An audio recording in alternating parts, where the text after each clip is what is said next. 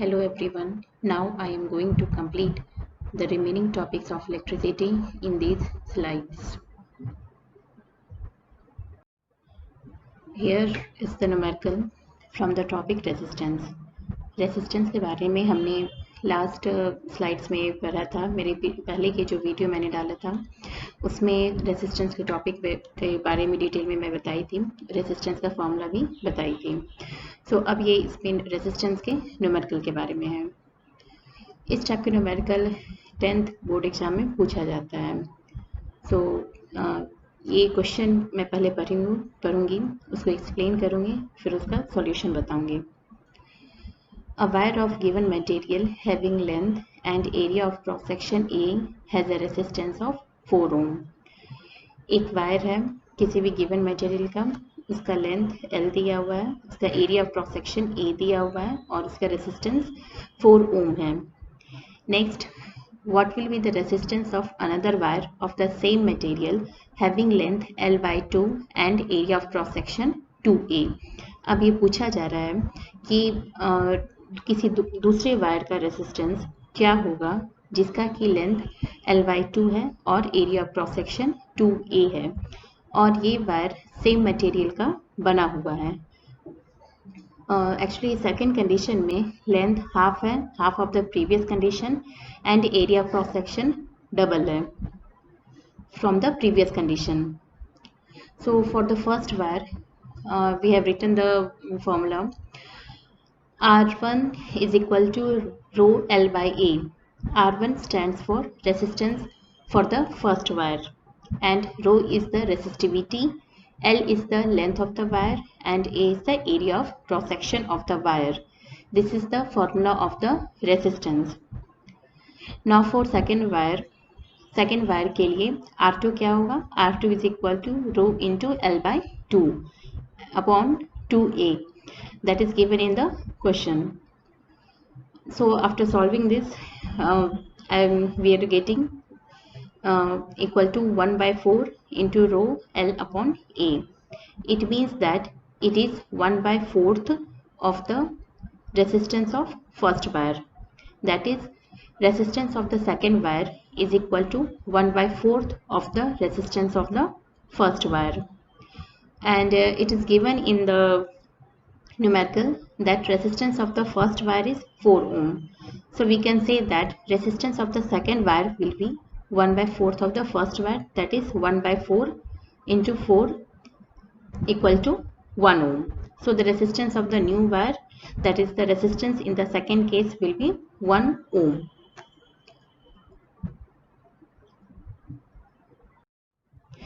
Next topic is resistance of a system of resistors. There are two most common methods of joining the resistors. Resistors को join करने के दो common method होता है।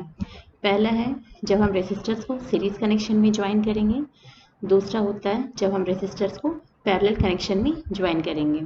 इन दोनों के बारे में हम वन बाय वन पढ़ेंगे। First I will start the topic resistors in series combination. नाम से ही पता है कि रेसिस्टर्स इस केस में कैसे सीरीज कनेक्शन में होगा। जितने भी रेसिस्टर्स हम लेते हैं, 2 रेसिस्टर्स, 3 रेसिस्टर्स या n नंबर ऑफ रेसिस्टर्स, वो सारे रेसिस्टर्स सीरीज कनेक्शन में एक दूसरे के साथ ज्वाइन रहेंगे। First point. Next point, in a series combination of resistors the current is same in every part of circuit और the same current flows through each resistors.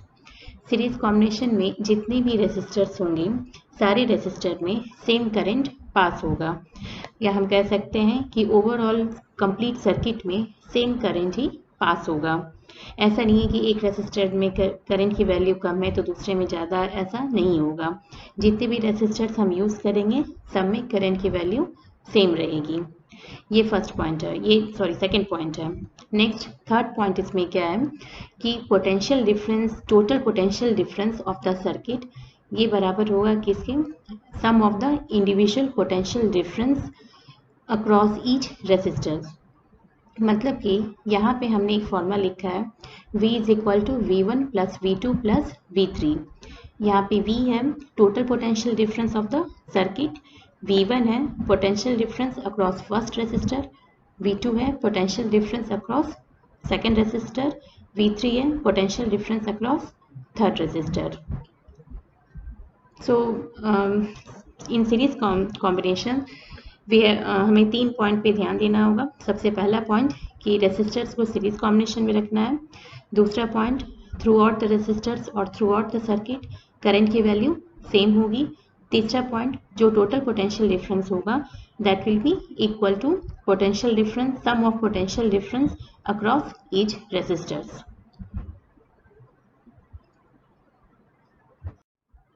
Now I will apply the Ohm's law to the whole circuit in series combination. V is equal to IR and IR is equal to IR1 plus IR2 plus IR3. और हमने पीछे देखा था पीछे की slide में कि current series combination में सेम होता है.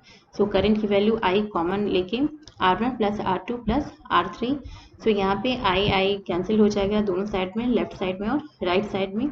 एंड हमें इक्विवेलेंट रेजिस्टेंस की value in case of series combination क्या मिल रहा है, R is equal to R1 plus R2 plus R3. So in case of series combination equivalent resistance दिया जाता है फॉर्मूला से R1 plus R2 plus R3, या जितने भी नंबर ऑफ रेजिस्टर्स हम ऐड कर रहे हैं उन सब का सिंपल एडिशन किया जाता है. इस फॉर्मूला से हम ये कह सकते हैं कि जो भी इक्विवेलेंट रेजिस्टेंस आएगा सीरीज कॉम्बिनेशन में वो इक्विवेलेंट रेजिस्टेंस क्या होगा, it will be higher than the highest value of the resistor. कि अगर हम इस एग्जांपल की बात करें, यहाँ पे सपोज करो R1 की वैल्यू अगर हम 5 ओम लेते हैं, R2 की वैल्यू अगर हम 10 ओम लेते हैं, R3 की वैल्यू अगर हम 15 ओम लेते हैं, तो जो इक्विवेलेंट रेजिस्टेंस आएगा सो ऑब्वियस है वो क्या आएगा 5 प्लस 10 प्लस 15, इन तीनों का सम करके आएगा दैट विल बी 30 ओम. तो हम कह सकते हैं कि equivalent resistance in case of series combination उसकी वैल्यू सबसे ज़्यादा होगी.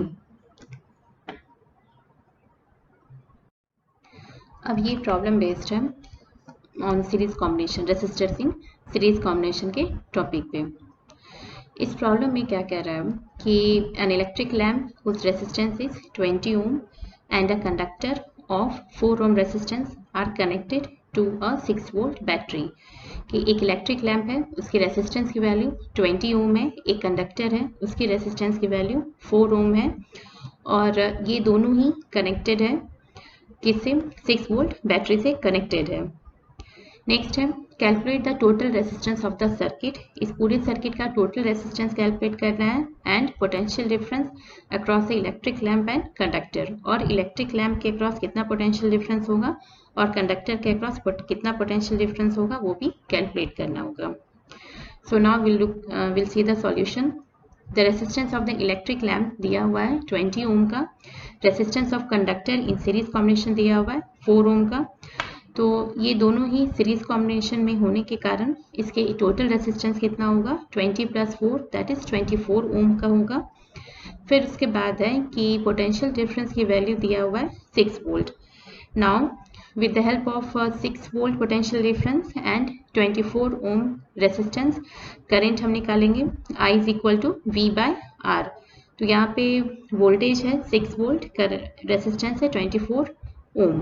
सो फाइनली करंट की वैल्यू आ रही है 0.25 एम्पियर.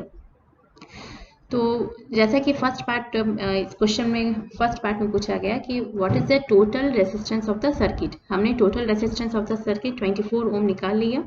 अब कैलकुलेट क्या करना है कि potential difference across the electric lamp. So potential difference across electric lamp using the formula of Ohm's law, V1 is equal to IR, where I is the current value that is 0.25 ampere and R is the resistance of the lamp. Resistance of the lamp दिया हुआ है 20 ohm. तो ये calculate करके multiply करके इसकी value आएगी 5 volt. Similarly the potential difference across conductor वो भी हम कैलकुलेट कर सकते हैं. पोटेंशियल डिफरेंस का ये रेजिस्टेंस की वैल्यू कंडक्टर का दिया हुआ है 4 ओम और करंट की वैल्यू कितना दिया, करंट का वैल्यू तो सेम ही होगा दोनों ही केस में. सो करंट है 0.25 एम्पियर. तो फाइनली ये कैलकुलेट करके आएगा, मल्टीप्लाई करके आएगा 1 वोल्ट. तो हम कह सकते हैं कि potential difference across electric lamp होगा 5 volt, potential difference across conductor होगा 1 volt.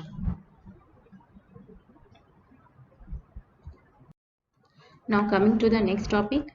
नेक्स्ट टॉपिक है रेसिस्टर्स इन पैरेलल कॉम्बिनेशन. हमने रेसिस्टर्स इन सीरीज कॉम्बिनेशन के बारे में पढ़ लिया.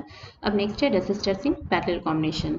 पैरेलल कॉम्बिनेशन में जितने भी हम रेसिस्टर्स यूज़ कर रहे हैं, चाहे 2 है, 3 है, 4 है, 5 है, जो भी या n नंबर ऑफ रेसिस्टर्स हैं, वो सारी क्या होगी, एक दूसरे के पैरेलल कॉम्बिनेशन में होंगे. इसमें नेक्स्ट पॉइंट क्या होता है कि जो भी करंट की वैल्यू होती है हर एक रेसिस्टर्स में, वो करंट की वैल्यू अलग अलग होती है. कि जैसे कि R1 में करंट की वैल्यू I1 हम सपोज कर रहे हैं, R2 में करंट की वैल्यू I2 सपोज कर रहे हैं, R3 में करंट की वैल्यू I3 सपोज कर रहे हैं. नेक्स्ट पॉइंट इसमें क्या होता है कि रेसिस्टर्स इन पैरेलल कॉम्बिनेशन में जो पोटेंशियल डिफरेंस होता है V के वैल्यू, वो सेम होता है, वो अलग नहीं होता है. जितने भी रेसिस्टर्स हम यूज़ करेंगे, सारे रेसिस्टर्स में पोटेंशियल डिफरेंस की वैल्यू सेम होगी. So now next, starting from this equation, I is equal to I1 plus I2 plus I3. It means कि equivalent resistance throughout the circuit will be the sum of the it means that ki equivalent current throughout the circuit will be equal to the sum of current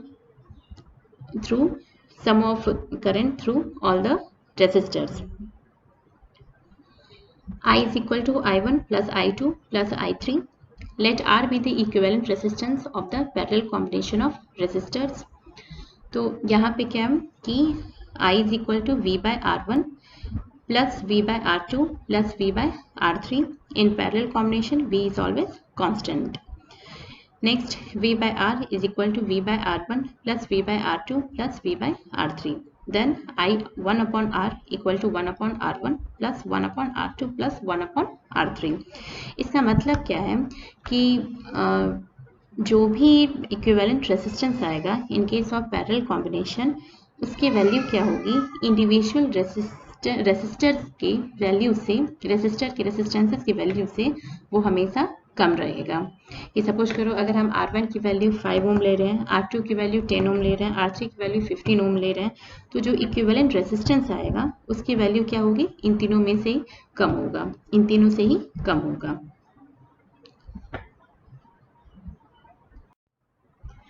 next हम लोग देखेंगे problem based on the resistors in parallel combination.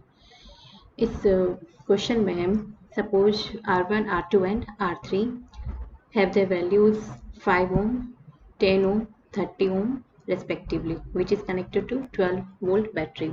कि 3 resistors हम ले रहे हैं, R1, R2 और R3. पहले की वैल्यू है 5 ohm, दूसरे की 10 ohm, तीसरे की 30 ohm, और ये तीनों ही 12 volt बैटरी से पैरेलल कॉम्बिनेशन में है, as we can see in this diagram. So find out क्या करना है कि find current in each resistor, हर एक रेसिस्टर में करंट की वैल्यू क्या होगी, साथ ही साथ इक्विवेलेंट रेसिस्टेंस क्या होगा, ये हमें फाइंड आउट करना है. So given condition is R1 is equal to 5 ohm, R2 is 10 ohm and R3 is 30 ohm.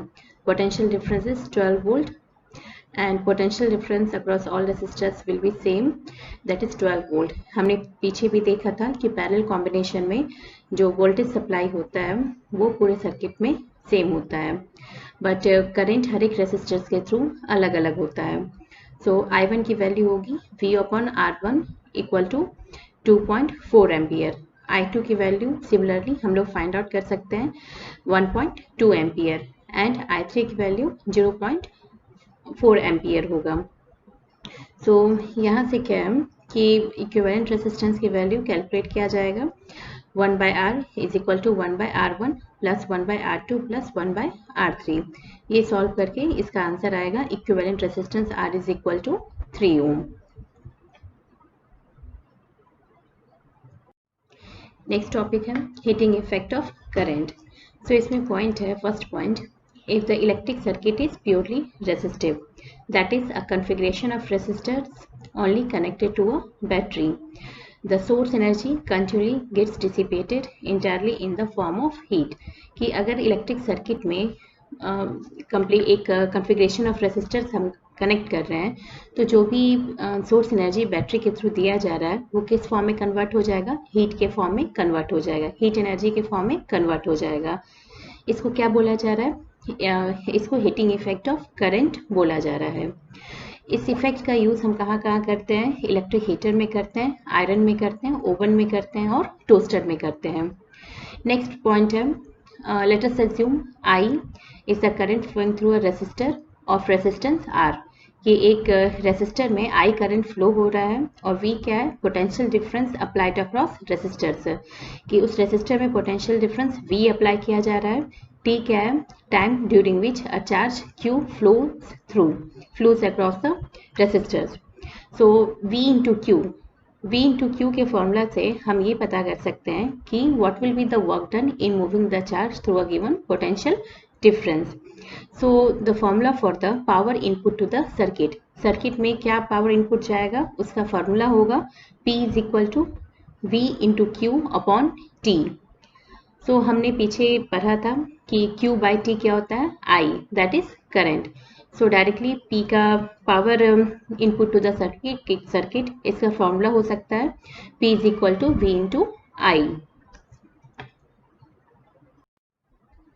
In this slide पीछे heating effect of electric current के टॉपिक को ही हम कंटिन्यू कर रहे हैं। Energy supply to the circuit by the source in time T। इस सर्किट में जो एनर्जी सप्लाई किया जा रहा है T टाइम में, वो फॉर्मूला P इंटू टी के फॉर्मूला से दिया जा रहा है। So energy supplied is equal to P into T, where P is the power and T is the time taken. P का फॉर्मूला हमने पीछे देखा था, power is equal to V into I, voltage into current and into T. So this energy gets dissipated at resistors as heat energy. So ये जो complete energy है जो कि सर्किट में सप्लाई किया जा रहा है सोर्स के थ्रू, वो पूरा का पूरा एनर्जी हीट एनर्जी के फॉर्म में कन्वर्ट हो जाएगा। Now applying Ohm's law, H is equal to I square into R into T. So Joule's law, from this formula we can derive Joule's law. Joule's law states that heat produced in a resistor, किसी भी resistor में जो heat produce होगा वो directly proportional होगा current के, directly proportional होगा resistance के एंड डायरेक्टली प्रोपोर्शनल होगा कितने टाइम के लिए करंट उस रेसिस्टर में फ्लो कर रहा है। अब हम इस स्लाइड में देखेंगे numerical based on the power. ये न्यूमेरिकल इस तरीके से इसमें क्वेश्चन ये पूछा जा रहा है कि an electric iron consumes energy at a rate of 840 वाट। एक इलेक्ट्रिक आयरन है जो एनर्जी को कंज्यूम कर रहा है 840 वाट के रेट से, when heating is at maximum, जब हीटिंग मैक्सिमम हो रहा है, and 360 watt when heating is at minimum, और 360 वाट कब? जबकि हीटिंग मिनिमम हो। The voltage is 220 volt. So next point है what are the current and the resistance in each case. दोनों ही केस में करंट क्या है और रेसिस्टर क्या है। मैं एक बार फिर से इस क्वेश्चन को एक्सप्लेन करती हूँ। एक इलेक्ट्रिक आयरन दिया हुआ है, इलेक्ट्रिक आयरन एनर्जी को कंज्यूम कर रहा है at 840 watt when heating is, जबकि हीटिंग मैक्सिमम हो, और जब हीटिंग मिनिमम हो तो उस वक्त पावर की वैल्यू 360 वाट है और वोल्टेज सप्लाई है 220 वाट वोल्टेज का। पूछा जा रहा है what are the current and the resistance in each case. दोनों ही केसेस में जब मैक्सिमम हीटिंग था और जब मिनिमम हीटिंग था तो दोनों ही केसेस में करंट और रेजिस्टेंस की वैल्यू क्या होगी। सो power input, as we know that power input is given by the formula P is equal to VI. From this we can write I is equal to P by V. तो first case when heating is maximum, इस case में I क्या होगा? P upon V, and power as we already know power given is 840 watt and voltage given is 220 voltage. So इसको solve करके value आएगा 3.82 ampere, और इस केस में रेसिस्टेंस की वैल्यू होगी R is equal to V by I from Ohm's law. V की value already given है 220 वोल्टेज और करंट है 3.82 एम्पियर। इसको सॉल्व करके रेसिस्टेंस की वैल्यू आएगी 57.60 ओम। नाउ सेकेंड केस कब है? जब हीटिंग मिनिमम हो। इस केस में क्या होगा कि I is equal to 360 watt upon 220 voltage, ये करंट की वैल्यू देगा 1.64 एम्पियर, और रेसिस्टेंस आएगा R is equal to V by I voltage इस केस में फिर से 220 वोल्टेज है और करंट की वैल्यू 1.64 एम्पियर, इसको सॉल्व करके 134.15 ओम आएगा। तो एक्चुअली इस टाइप के जो क्वेश्चंस है बोर्ड एग्जाम्स में पूछे जाते हैं based on the direct, it is based on the formula.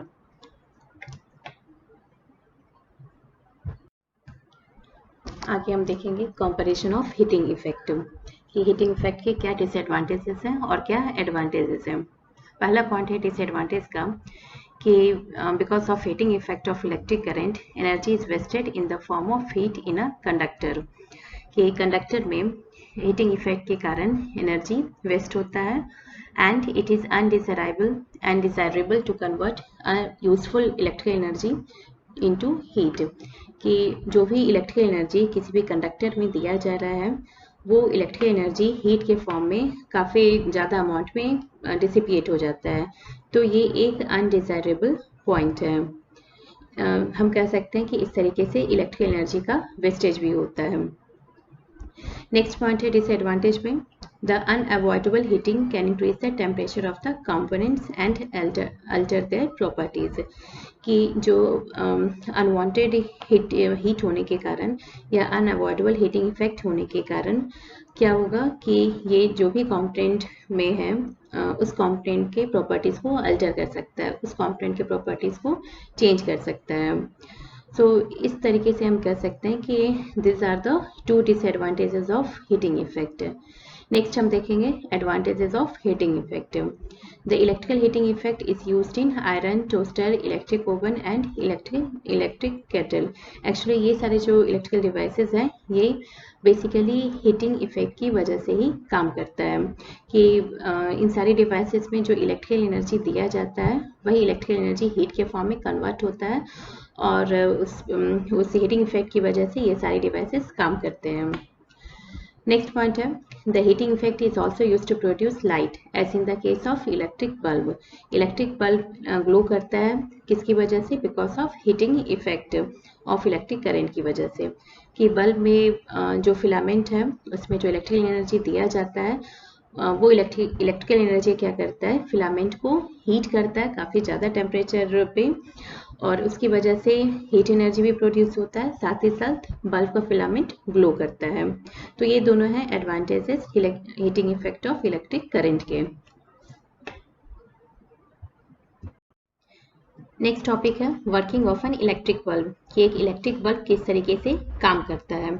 इसमें पहला पॉइंट है the filament of the bulb must retain as much as heat as possible so that it gets very hot and emit light, यानी कि bulb का जो filament है उसकी इतनी कैपेसिटी होना चाहिए कि वो maximum amount of heat retain कर सके ताकि वो हॉट हो जाए और लाइट को एमिट कर सके। सेकेंड पॉइंट है it must not melt at high temperature, जो फिलामेंट ऑफ इलेक्ट्रिक बल्ब होगा वो हाई टेम्परेचर पे मेल्ट ना करें। A strong metal with high melting point such as tungsten is used to make bulb filament। तो हमारा requirement क्या है कि फिलामेंट हाई टेम्परेचर पे भी रिटेन रह सके, फिलामेंट हाई टेम्परेचर पे भी लाइट एमिट कर सके बट वो मेल्ट ना करे। सो ऑब्वियस है कि इसके लिए हम ऐसे मेटल को यूज़ करेंगे जिसका कि मेल्टिंग पॉइंट काफ़ी ज़्यादा हो। सो हमने यहाँ पे यूज़ किया जाता है टंगस्टन। टंगस्टन का मेल्टिंग पॉइंट है 3380 degree. So this melting point, this temperature is high enough so that tungsten will not melt and it can be used in case of it can be used as bulb filament. Next point है the filament should be thermally isolated as much as possible using insulating support। filament thermally isolated होना चाहिए और इसके लिए हम लोग को insulating support का help लिया जाता है। हम लोग insulating support का help लेते हैं in case of electric bulb। Next है the bulb is usually filled with chemically inactive nitrogen and argon gases to prolong the filament life, कि फिलामेंट का लाइफ ज़्यादा लंबा हो इसके लिए बल्ब में chemically inactive gases such as nitrogen and argon को फिल किया जाता है। लास्ट पॉइंट है most of the power consumed appears as heat and a small part is radiated in the form of heat. Electric bulb में जो भी energy दिया जा रहा है, जो भी पावर दिया जा रहा है वो सारा का सारा किस फॉर्म में अपीयर होता है? हीट के फॉर्म में, हीट एनर्जी के फॉर्म में, और थोड़ा सा ही पार्ट जो है पावर का वो लाइट के फॉर्म में कन्वर्ट होता है।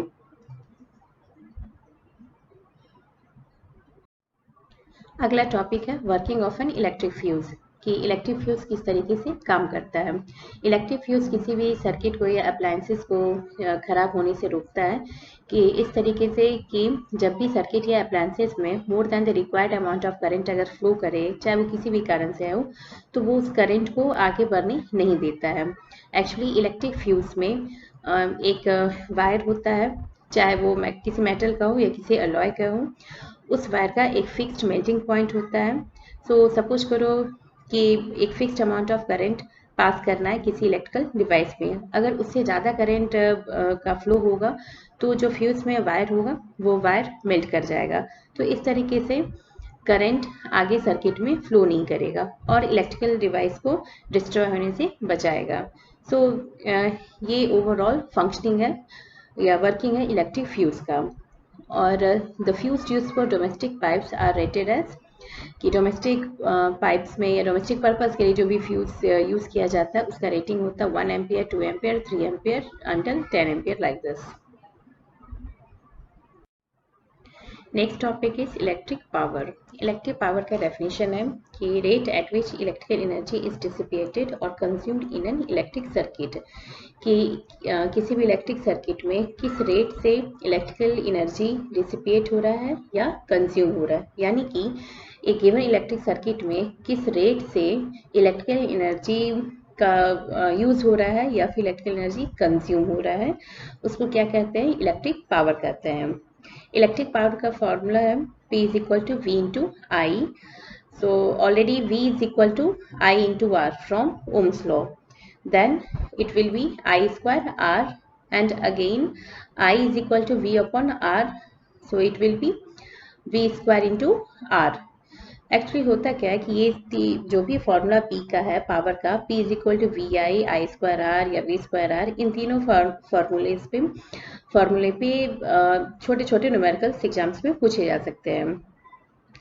ऐसा unit of electric power is watt hour. इलेक्ट्रिक पावर का ऐसा यूनिट होता है वॉट आवर, और commercial unit of electrical energy is kilowatt hour, commonly known as unit और 1 unit. So 1 kilowatt hour is equal to 1000 watt, 1 kilowatt is equal to 1000 watt, and 1 hour is equal to 3600 seconds. So it will be 3.6 into 10 raised to 6 joule or 3.6 into 10 raised to 6 watt second.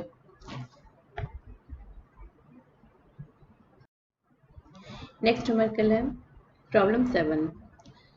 इस numerical में ये बता रहा है कि an electric bulb is connected to a 220 volt generator. एक electric bulb है, वो किससे कनेक्टेड है? 220 वोल्ट जनरेटर से। करंट की वैल्यू 0.5 एम्पियर है, तो पावर क्या होगा ये फाइंड आउट करना है। So P is equal to V into I. Voltage का वैल्यू ऑलरेडी दिया हुआ है 220 वोल्ट, करंट की वैल्यू है 0.5 एम्पियर। इसको सॉल्व करके आएगा 110 जूल पर सेकेंड या फिर 110 what. So power of the bulb क्या होगा? 110 वॉट।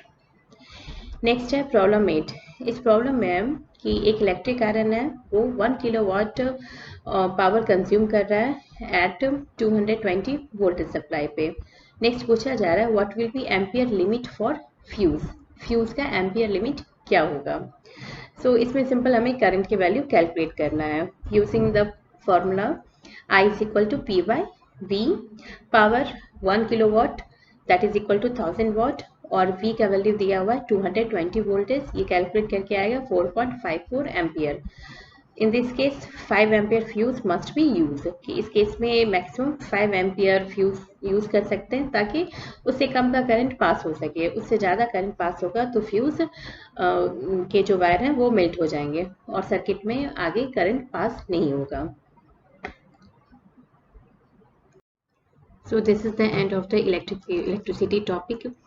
ये इलेक्ट्रिसिटी चैप्टर खासकर 10th स्टैंडर्ड के लिए बच्चों के लिए था, और नेक्स्ट मैं और भी दूसरे वीडियो बनाऊंगी जो कि आगे दूसरे क्लासेस के लिए भी हो सकता है, and I hope that would be helpful to all the students. So thank you, and please like and subscribe my channel.